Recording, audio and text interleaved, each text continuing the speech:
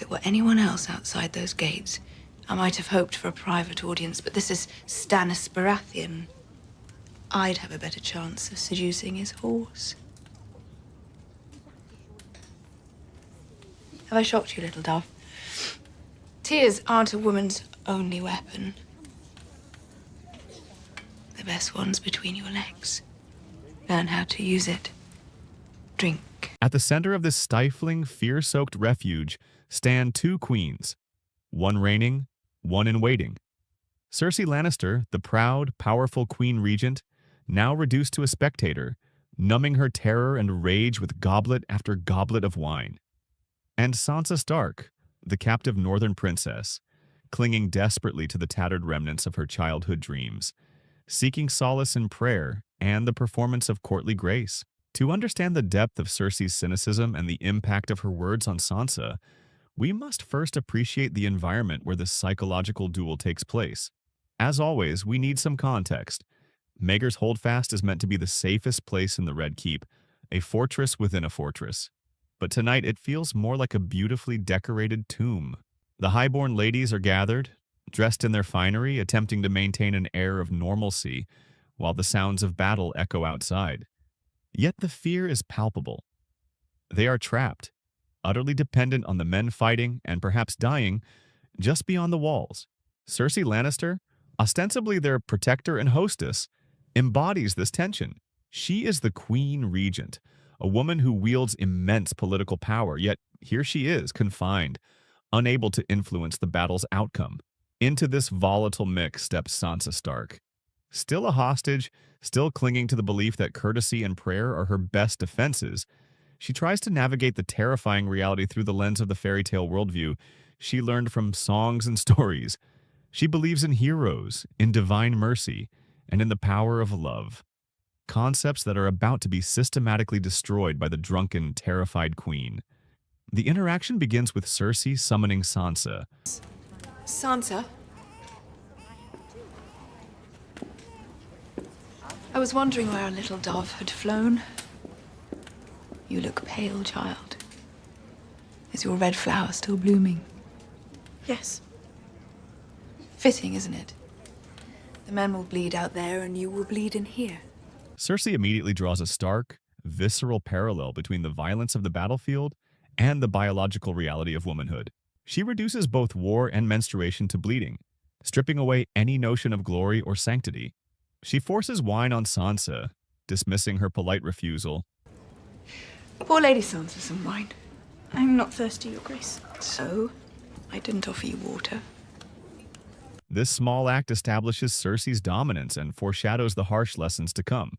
Sansa must drink, must partake in Cersei's cynical communion. Sansa then notices the imposing, silent figure of Ser Ilyn Payne, the king's justice, the man who executed her father. What's he doing here? Ser Ilyn. He's here to defend us. When the Axis smash down those doors, you may be glad to have him. But we have guards to defend us. Guards we have paid. Should the city fall, they'll be the first ones out of the doors. Cersei offers a flimsy, pragmatic explanation. Ilyn Payne is loyal muscle, while simultaneously undermining the very idea of loyalty, suggesting the paid guards will desert.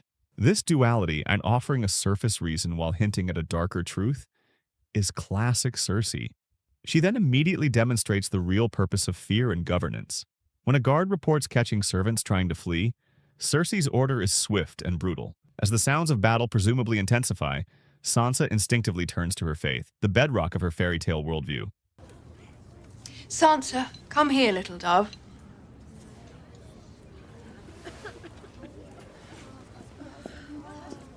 My queen. What are you doing? Praying. You're perfect, aren't you?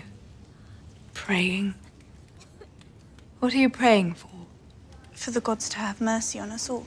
Sansa's prayer reflects her belief in an essentially benign universe. She expects divine intervention, compassion from a higher power. Cersei, fueled by wine and her own deep-seated trauma, finds this naivete infuriating, perhaps even insulting. Her response is swift, absolute, and designed to shatter Sansa's spiritual foundation.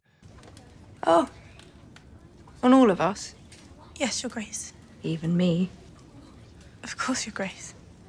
Even Joffrey. Joffrey is my... Oh, shut up, you little fool. Praying to the gods to have mercy on us all. The gods have no mercy, that's why they're gods. This is the central pillar of Cersei's cynical philosophy, stated plainly.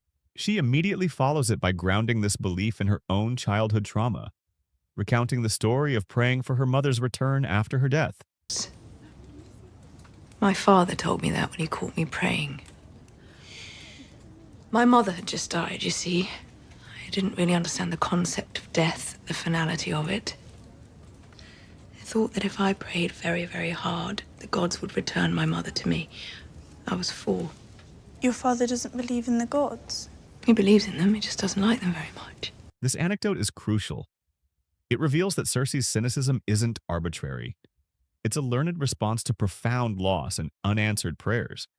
Her father, Tywin, taught her this harsh lesson, shaping her view of the divine not as benevolent protectors, but as indifferent, powerful forces. By sharing this traumatic memory, Cersei isn't just expressing a differing opinion. She's performing a kind of psychological surgery, attempting to excise Sansa's hope and replace it with her own hardened realism. It's a brutal act of trauma transfer, fueled by her own hyper-aroused state. Having demolished Sansa's faith, Cersei moves on to dismantle her understanding of womanhood, love, and power. She continues forcing wine on Sansa, intensifying the girl's disorientation and vulnerability. Cersei then voices her own frustration at her confinement, reiterating her wish to be a man on the battlefield. This sense of powerlessness fuels the next phase of her cynical instruction. And if the city should fall? You'd like that, wouldn't you? The Red Keep should hold for a time, long enough for me to go to the walls and yield to Lord Stannis in person. If it were anyone else outside those gates, I might have hoped for a private audience, but this is Stannis Baratheon. I'd have a better chance of seducing his horse. Have I shocked you, little dove? Tears aren't a woman's only weapon. The best one's between your legs. Learn how to use it. This statement is the cynical culmination of Cersei's life experience. It reduces a woman's value and power to her sexuality, a transactional tool for survival. This reflects the harsh historical reality faced by many highborn women whose marriages were political transactions and whose primary value lay in producing heirs. Cersei sees her own life through this lens. Taught to smile and sing and please, she is attempting to shatter Sansa's romantic idealization of love and marriage, replacing it with the crude mechanics of power as she understands it.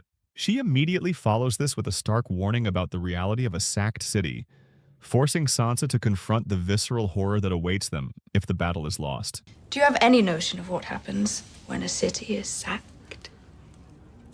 No, you wouldn't, would you? If the city falls, these fine women should be in for a bit of a rape. Half of them will have bastards in their bellies come the morning. You'll be glad of your red flower then.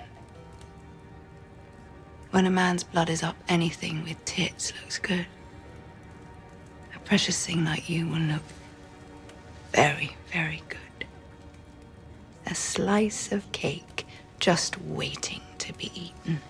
This is the final, brutal shattering of Sansa's fairy tale worldview. Cersei forces her to confront the raw, terrifying reality of sexual violence, stripping away the protective layers of courtesy and chivalry that Sansa uses as her armor.